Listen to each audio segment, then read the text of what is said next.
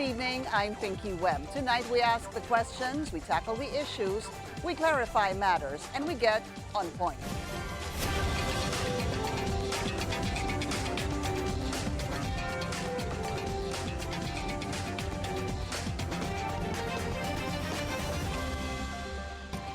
Several parts of the Philippines battered by heavy monsoon rains and severe tropical storm Krising. At least 5 people have been reported dead and more than 800,000 people in various regions are affected. As the downpour continues and flooding persists, several areas have suspended classes for tomorrow. These include Metro Manila, Zambales, Bataan, Pampanga, Bulacan, Cavite, Batangas, Rizal, Pangasinan, Tarlac, and Occidental Mindoro. Let's get on point with Manila Mayor Isko Moreno who joins us via Zoom. Yorme, magandang gabi po sa inyo and thank you so much for your time. I know you've been going around Manila at kamusta po ang Maynila? Magandang gabi, Pinky, at sa mga staff natin dyan sa Bilyonaryo at mga nanonood. Well, generally, sa awa ng Diyos, okay naman. But we have experienced many flooded areas, but still possible at na mga regular na sasakyan. But we prefer na hanggat maaari they have to stay home because mabilis ngayon yung pag-angat ng tubig. It's everywhere in the city, particularly in the Espanya area and Taft Avenue. The 2 major thoroughfare of the city is now almost above the gutter, particular yung Taft Avenue. And other areas, medyo may laman na rin ng tubig pero passable pa siya. So all in all, marami pang passable area except the major thoroughfares na medyo challenging na yung pagdaan ng ating mga nagbiyahe. As we speak, Mayor, has it gotten worse? Mas lumala ho ba yung tubig baha dyan sa Espanya at sa Taft or humuhupa na ho ba?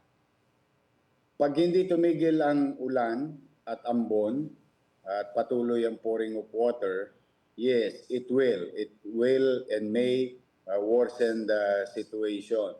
Kaya ang advice talaga namin sa ating mga kababayan na nasa Maynila at dumadapo sa Maynila ay iwasan na nila yung mga lugar na nabanggit. Lalo na if they're just passing by.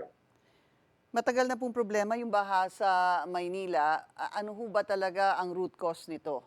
And siguro, Mayor, also good to know, did you see this to be worse? Ito pong baha ngayon compared to maybe a year, 2 years, 3 years ago? Well, ang mahirap na yung Pinky, tumatagal yung paghupa, no? And as you all know, if there's any good that will serve us, immediately upon assumption of office, my directive is to really declog our drainage system. And in fact, even 896 barangays were given directives to really declog their community drainage system. So with that, at least maibsan man lang namin yung pagtagal ng tubig sa kalsada. But then again, maybe for some reason, no, which I don't know, baka mamaya talagang yung volume ng tubig, iba na sa volume ng tubig ayon sa mga lumang pag-aaral. Kaya mabilis na kumakap o lumalalim yung mga baha sa lungsod. Ngayon, ang ginagawa namin talaga, continues to declog all possible concerned area. In fact, Pinky, I've been going in and out of Taft Avenue dahil nagugulat ako. Dati-rati naman, hindi naman binabahayan ng mataas. Pero ngayon, may area from United Nations, Taft Avenue hanggang Nakpil, medyo malalim yung tubig. Lalo na may 3 tayong ospital doon, 2 pribado at isang pampubliko. But when you cross Quirino going Lasal, medyo tolerable naman yung load ng tubig, no?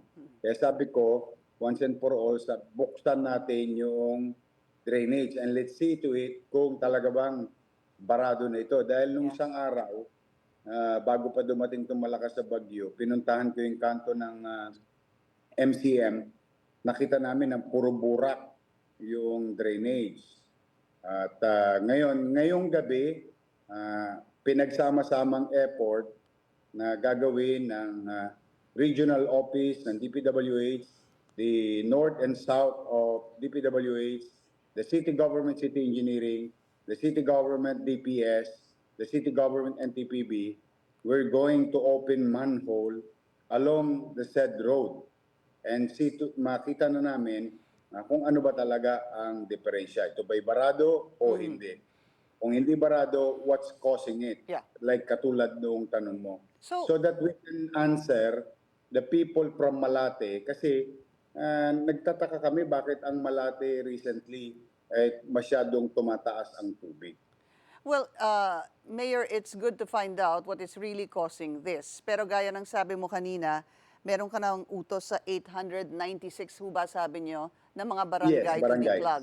But para hong very important of course to find out what is causing it. Sabi nyo nga kanina, malakas ba talaga yung buhos ng ulan itong mga Aluyong. nakaraang araw? Or meron talagang problema na hindi po nakikita dito sa taas at nandun po sa ilalim. So, apart from that, I understand, sir, that you had an announcement this afternoon. Could you tell us at least, kasi meron kayong gusto sanang ibahagi sa mga kababayan natin about tonight? Yes, kung maaari po, iwasan nila ang Tah Avenue, particular from UN to Nakpil, northbound and southbound. No? Dahil yung dalawang lane, isasara namin dahil nga bubuksan namin I see. yung multiple drainage in the area. And we'll bring machineries, pinagsama-samang effort ng national government and local government tonight.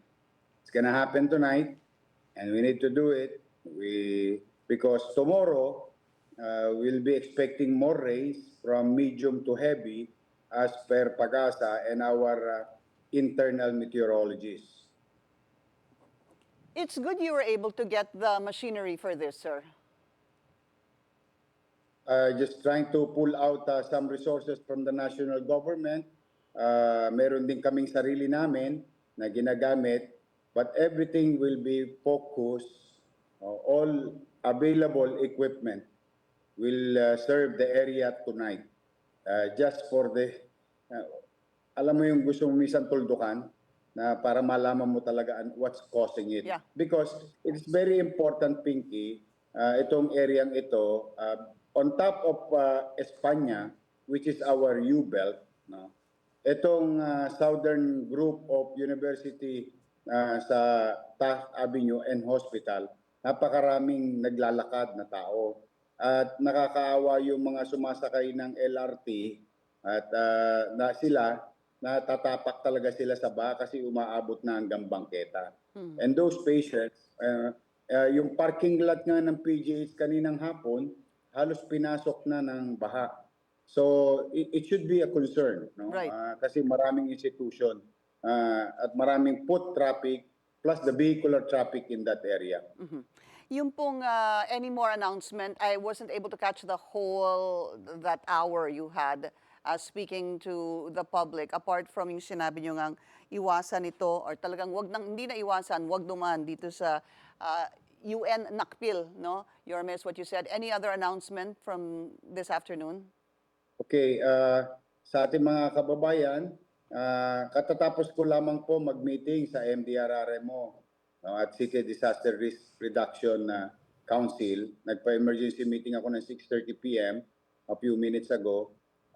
Thanks to our superintendent, Nerissa Rojas Lumeda, inallow niya as a fallback, no, ng aming evacuation site kung lumala talaga yung sitwasyon na yung aming mga eskwelahan ay maaaring magamit na anytime sa mga 896 barangays all over the city.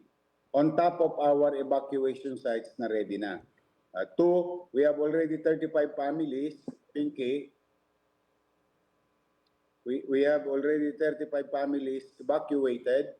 We are already preparing for our hot meal, a possible number of evacuees in the city and food boxes. We are on high alert in our 6 hospitals, ready to receive mga possible patient namin. All in all, naggagayak ang inyong pamahalaang lungsod. Now, nasabi ko naman na wala na klase kanina, plus Opo. sinabi na rin ng national government, wala na rin klase. Pero in addition, regarding naman from the private sector, SM Manila and SM San Lazaro is now offering, so to those who are stranded listening and watching right now, that you may use their facility as holding area. If you have cars stranded kayo sa kalsada, umakyat kayo sa SM Manila, SM San Lazaro parking, it's free of charge and they are ready to accommodate our stranded individuals and vehicles.